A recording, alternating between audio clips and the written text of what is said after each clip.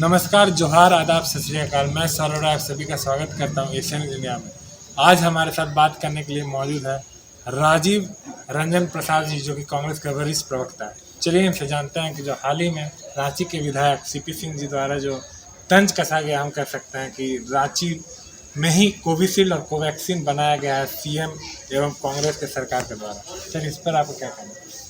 देखिए, सीपी सिंह और भारतीय जनता पार्टी के जो भी नेतागण हैं वो मानसिक दिवालियापन के शिकार हो गए। ऐसा मैं इसलिए कह रहा हूँ कि पिछले 1.5 वर्षों से घरों में बैठ करके राजनीतिक प्रपंच करने के अलावा मीडिया में बयान देना, फिर प्रेस कॉन्फ्रेंस करना, कभी थाली बजवाना, ताली बजवाना, मोबाइल का लाइट जलवाना, पत्र लिखना, यही काम इनका रह गया है।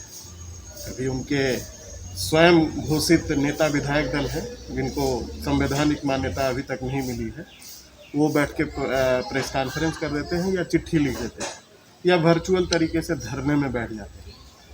तो इन सारे गतिविधियों के कारण शायद लोगों का दिमाग हिल गया है, इसलिए इस प्रकार की बातें कर रहे हैं। कहीं भी किसी ने, ना तो हेमंत सोरेन ने, कांग्रेस के किसी नेता ने ये नहीं कहा कि झारखंड में कोविशील्ड या कोवैक्सीन का निर्माण हुआ है। हम तो गुहार लगा रहे हैं। गरीब राज्य है हमारा। हमारे राज्य की जो न्यूनतम आय है वो सभी लोगों की ऐसी नहीं है कि पूरे देश में आप एक रेट में अगर नहीं दे या निःशुल्क अगर टीकाकरण नहीं हो तो सारे लोग टीका भी ना ले पाए। तो ये सोचना केंद्र सरकार का है। उन सारे जीवंत विषयों को लेकर के पब्लिक डोमेन में लाने का काम कांग्रेस पार्टी कर रही है, या झारखंड मुक्ति मोर्चा के लोग कर रहे हैं, या राजद के लोग कर रहे हैं। तो सच्चाई सुनने का इनका मादा है नहीं, सच्चाई से भागने वाले लोग हैं। आज राज्य सरकार के भरोसे इन लोगों ने छोड़ दिया। पहले सब्ज बाग दिखाया कि 35,000 करोड़ रुपए का बजट हमने बनाया है और भारत के सभी लोगों को हम मुफ्त टीकाकरण करेंगे। वो भी दबाव कब आया? जब बिहार चुनाव था, आपको याद दिलाऊंगा मैं। तो निर्मला सीतारमन ने घोषणा की थी कि बिहार में हम सबको मुफ्त टीका देंगे। तो लोगों ने आवाज़ उठाई कि भाई बाकी देश के लोगों का क्या?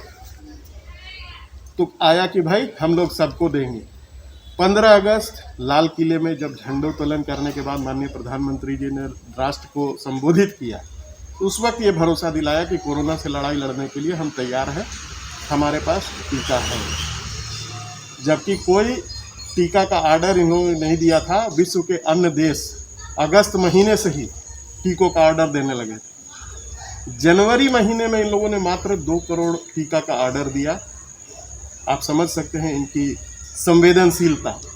और 16 जनवरी से लेकर के 29 मई तक अभी टीकाकरण अभियान चल रहा है। आप समझ सकते हैं कि टीकाकरण का अभियान कितना सुस्त है कि 4 करोड़ 41 लाख लोगों को ही, जो कुल आबादी जो है 1 करोड़ 40 लाख की आबादी होती है, उसका 3.2% है। तो अगर इसी रफ्तार से टीकाकरण होगा तो 2024 के मई महीने में जा कर के ये टीकाकरण समाप्त होगा।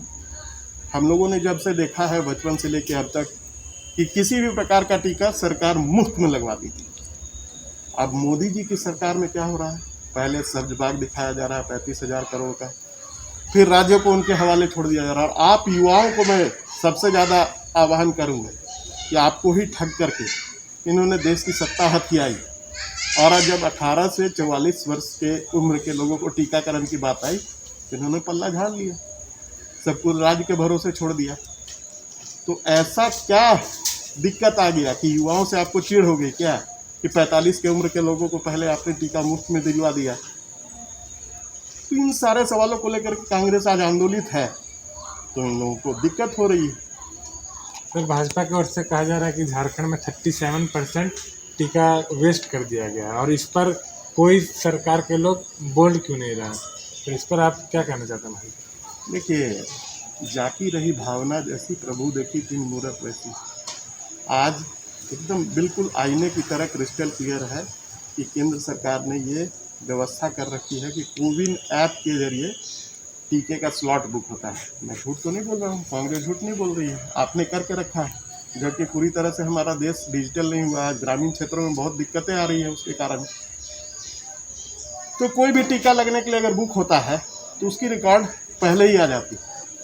जहाँ डिजिटाइजेशन में दिक्कत है वहाँ डेटा अपग्रेड करने में दिक्कत आई, जिस प्रकार की जो बातें आई, तो मुख्यमंत्री के कार्यालय से, स्वास्थ्य मंत्री के कार्यालय से उसी दिन जिलावार आंकड़े दे दिए गए और जो 4.63% की बर्बादी हुई थी वो स्वाभाविक, बावजूद उसके इस प्रकार का अनर्गल आरोप। और मैं बता दूं आपको कि जब फ्रंटलाइन वर्कर को टीका देने की बात आई थी फर्स्ट फेज में, तो पूरे भारत देश में झारखंड राज्य सबसे अव्वल रहा था। 85.9% लोगों को फर्स्ट फेज में फ्रंटलाइन वर्कर्स को टीका दिया गया। तो अगर वो आंकड़ा सही था तो फिर ये आंकड़ा कहाँ से लाया गया? सिर्फ झारखंड और झारखंड वासियों को नकारात्मक प्रचार करके सरकार को बदनाम करने की नीयत से इस प्रकार की बातें की जा रही है।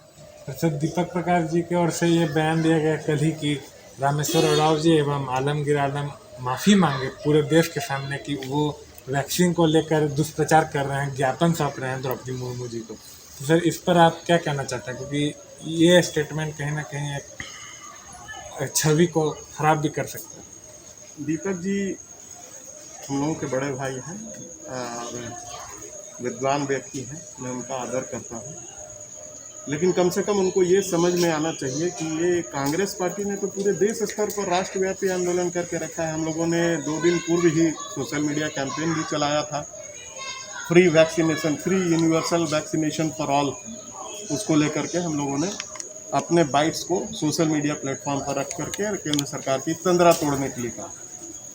उस वक्त तो इनकी आवाज़ आई नहीं। फिर हमारा चरणबद्ध आंदोलन चल रहा था, उसी क्रम में कल राजभवन में या जिला के उपायुक्तों को जिला के अध्यक्षों ने ज्ञापन दिया।